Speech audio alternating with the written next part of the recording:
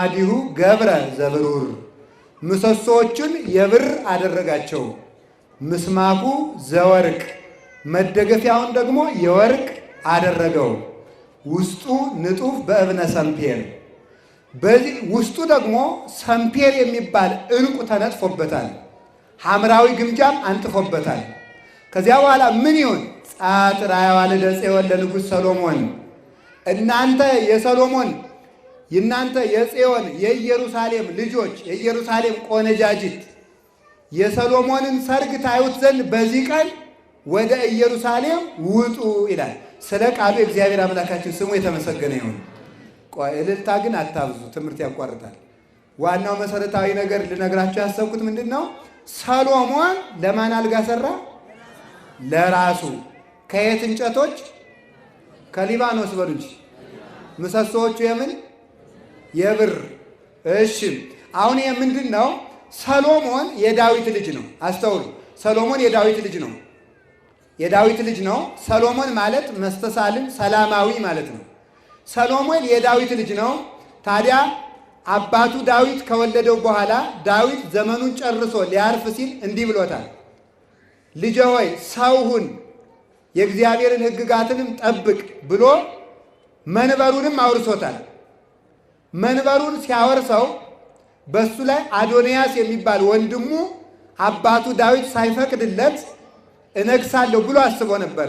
ሰሎሞንን ገድዬ እኔ ንጉሥ ሆናለሁ ብሎ ሲያስብ እንደዚያ ብሎ ባሰበበት ቀን አዶንያስ ወድቆ ሰሎሞን ተሾመ። ሰሎሞን ሲሾም ለራሱ አልጋ ሰራ። ከሊባኖስ እንጨቶች ቆርጦ መደገፊያዎችን ምሰሶዎችን የብር አድርጎ ከሊባኖስ እንጨቶች መደገፊያውን የወርቅ በላዩ ላይ ደግሞ ሐምራዊ ግምጃ አንጥፎ ሰምፔር የሚባል ወርቅ ለብጦ ዙፋኑን ሰራ። በዚያ ላይም ነገሰ። በዚያ ላይ ሲነግስ በመንበሩ ላይ መቀመጥ የሚችለው ሰሎሞን ብቻ ነው። ሌሎቹ ግን ከበው አቤቱታ ማቅረብ ሰሎሞንን ማየት ይችላሉ። በመንበሩ ላይ መቀመጥ ግን አይችሉም ማለት ነው። ይህ ሲተረጎም ምንድን ነው? ሰሎሞን ማለት ሰላማዊ ነው። ለጊዜው ምን ብሎታል? እሱ በኦሪዮ ሚስት አማካይነት ኃጢአት ሰርቶ ከእግዚአብሔር ጋር ተጣልቶ ነበረ። በነቢዩ በናታን አማካኝነት ንስሐ ገብቶ ከእግዚአብሔር ጋር በታረቀበት ዘመን ሰሎሞን ተወልዷልና ሰላም አገኘው፣ መታረቂያ ልጅ አገኘው፣ በአንተ ዘመን እርቅ አገኘው ብሎ ሰላማዊ ብሎታል። ይህ ሰላማዊ የተባለ ማን ነው? ክርስቶስ ነው። የሰላማችን አለቃ እርሱ ነው። ሰላሜ አሐድግ ለክሙ ወሰላም አቡየ እሁበክሙ አኮ በከመ ይሁብ ዓለም ዘሁበክሙ ሰላሜን እተውላችኋለሁ፣ የአባቴን ሰላም እሰጣችኋለሁ። እኔ የምሰጣችሁ ሰላም ዓለም እንደሚሰጣችሁ አይደለም ያለ የሰላማችን ራስ የሰላማችን አለቃ ኢየሱስ ክርስቶስ ነው። እርቃችን አስተውሉ። መታረቂያችን፣ ታራቂያችን፣ አስታራቂያችን እርሱ ነው። የታረቀንም እርሱ ነው። ያስታረቀንም እርሱ ነው። የታረቅንበት መስዋዕታችንም እርሱ ነው። ይህ ሰላማዊ ኢየሱስ ክርስቶስ ከሊባኖስ እንጨቶች ዙፋኑን ሰራ። የሊባኖስ እንጨቶች የተባሉ ሐናና ኢያቄም ናቸው። በሊባኖስ ተራራ እመቤታችንን ወልደዋታልና የሊባኖስ እንጨቶች ይባላሉ። ከሊባኖስ ላይ የበቀለ ከፍ ብሎ እንዲታይ በቅድስና በንጽህና ከፍ ብለው የሚታዩ እነርሱ ምን ይባላሉ? የሊባኖስ እንጨቶች ይባላሉ። ለምን ከፍ ይላሉ ቢባል የፀሐየ ጽድቅ የክርስቶስ አያቶቹ ተብለው ተጠርተዋልና። እኔ እኮ አንዳንድ ጊዜ ሲራክ ምን ይላል? ትዕቢተኛ ድሃ አበሳጨኝ ይላል። እስኪ ትዕቢተኛ ድሃ አበሳጨ ይበሉ። ከሀብታም ሰርቶ እንዳይበላ ኩራት ራት ነው የሚል ማለት ነው። አሁን ኩራት ራቱ ነው ያውቃል? አይሆንም። ትዕቢተኛ ድሃ አበሳጨኝ። ሐናና ኢያቄም የእግዚአብሔር አያት ናቸው። እግዚአብሔር አያት ሲላቸው ያላፈረባቸውን እኛ ዘመዶቻችን፣ አባቶቻችን፣ እናቶቻችን ብለን ብንሰግድባቸው ያሳፍራል? ብንሰግድላቸው? እግዚአብሔር አያቴ ሲል ያላፈረውን እኔ እናቴ ብላት ሐናን ምንም የሚያሳፍረኝ? እግዚአብሔር አባቱ ኢያቄም እንዲሆን ያላፈረውን እኔ ጎስቋላው አባቴ ኢያቄም ብዬ ብሰግድ ምንድን ነው ነውሩ? ስለዚህ ለእግዚአብሔር አያትነት የበቁ ስለሆኑ ከፍ ያሉ የሊባኖስ እንጨቶች ናቸው። ከነሱ ዙፋን ሰራ። መንበሩ ዙፋኑ ድንግል ማርያም ናት። እንጨቶች የተባሉ እነሱ ናቸው። ከዚያ ከዚያ ላይ ምሰሶውን የበር የተባሉት የብር ምሰሶዎች እነማን ናቸው? አብርሃም፣ ይስሐቅ፣ ያዕቆብ የጠሩ ሃይማኖታቸው ጽሩይ፣ ምግባራቸው ጽሩይ፣ አኗኗራቸው ጽሩይ፣ ከእግር ጥፍራቸው እስከ ራስ ጠጉራቸው በሃይማኖትና በምግባር ያሸበረቁ ቅዱሳን ናቸው። ከነሱ መሰረት ላይ ድንግል ማርያምን ዘረጋት። ለምን? ዙፋኑ ትሆን ዘንድ ማለት ነው። ከዚያ በኋላ ተመልከቱ። በዚያ ላይ ሲዘረጋው መደገፊያውን የወርቅ ከንጹሐን አባቶች እንድትወለድ አደረገ። የሊባኖስ እንጨቶች ሐናና ኢያቄም ናቸው።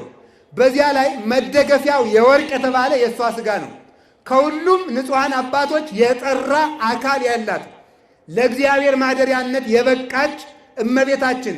የእመቤታችን መልኳ የማንን መልክ ይመስላል? ንገሩ እንጂ። የአምላክን መልክ ይመስላል። እንኳን ድንግል ማርያም እኔስ በአርአያውና በአምሳሉ ተፈጥሬ መስሎኝ። እናንተ ማንን ትመስላላችሁ?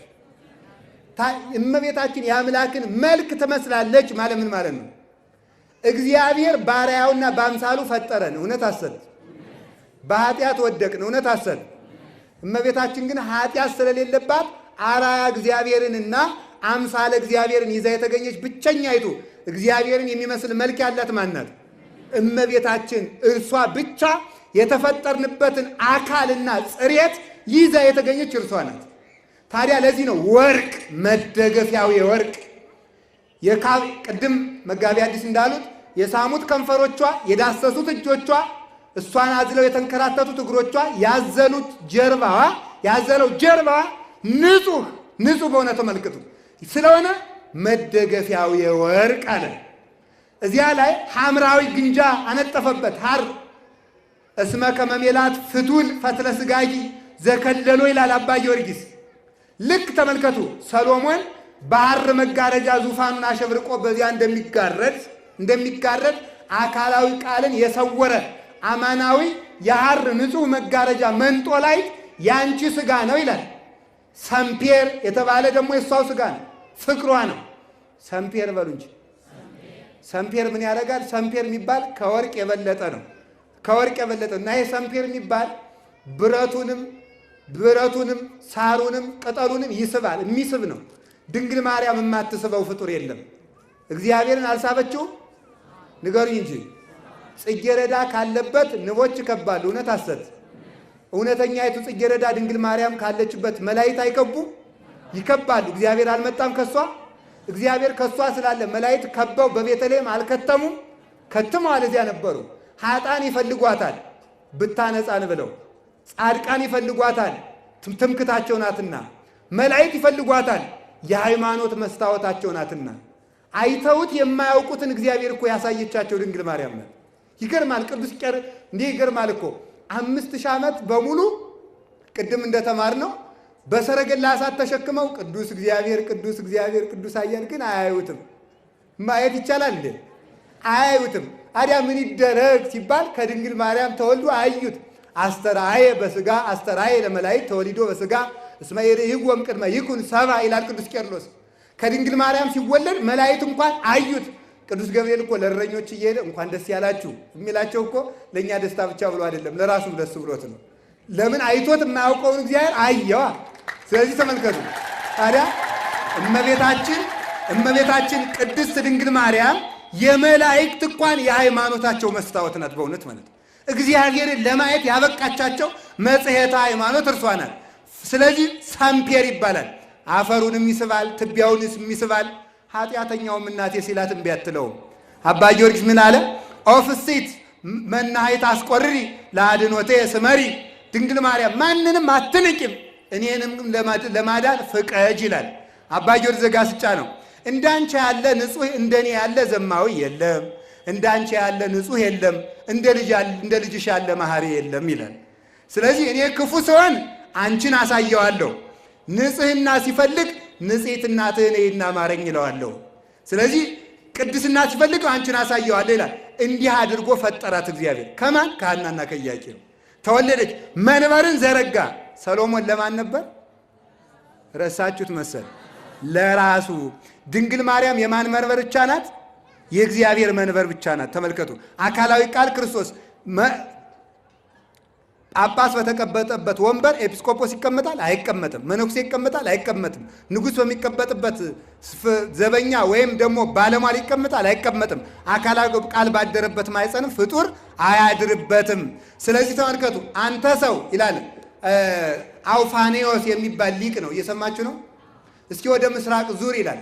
ፀሐይን ልብ ብለህ ተመልከት። ዓይኔን ያመኛል ካልክ ይላል የምትገባው ፀሐይ የወጣችባትን ምስራቅ መመልከት ካልቻልክ አካላዊ ቃል እውነተኛው ፀሐይ የወጣባትን ምስራቅ ድንግል ማርያምን ማየት እንዴት ትችላለህ ይላል። እንኳንስ በእሷ ላይ ማደር ይቅርና ማየት እንኳን ፍጡር አይቻለውም። በረሪትነቷ ስትገለጥ ብቻ ያያታል። እንዲህ አድርጎ እሳታዊት መንበሩን ድንግል ማርያምን ዘረጋት፣ ለሱም በቂ እናት ሆነችው። ታዲያ ተመልከቱ፣ እንዲህ አድርጎ ከነዚህ ንጹሐን አባቶች ፈጠራት። ከተወለደች በኋላ ንጽህናዋን ጠብቆ መርገመ ሥጋ መርገመ ነፍስ እንዳይወድቅባት አድርጎ አንጽቶ ከልሎ ከንጹህ ከጭቃ ውስጥ እንደሚገኝ ወርቅ ማለት ነው። ከጭቃ ውስጥ እንደሚገኝ ወርቅ ከጭቃ ውስጥ ሲኖር ጭቃው ከወርቁ ላይ እንደማይዋሃድበት በሐናና በኢያቄም አብራክ ከነሱ አብራክ ስትገኝ መርገመ አዳም ያልወደቀባት እርሷን ፈጠረ። በእናት አባቷ ያኔ ለምነው ሰጣቸው እና ተመልከቱ፣ በእናት በአባቷ አልቅሰው ነው ያገኟት። በእውነቱ አልቅሰው ለምነው አገኟት። ከነሱም ተወለደች። በእናት በአባቷ ቤት 3 ዓመትም ተቀመጠች። ተቀምጣ በ3 ዓመቷ ቤተ መቅደስ አመጧት። እግዚአብሔር በመጽሐፈ ኪዳን ምን ይላል? ዘየአሲ ተወካፊ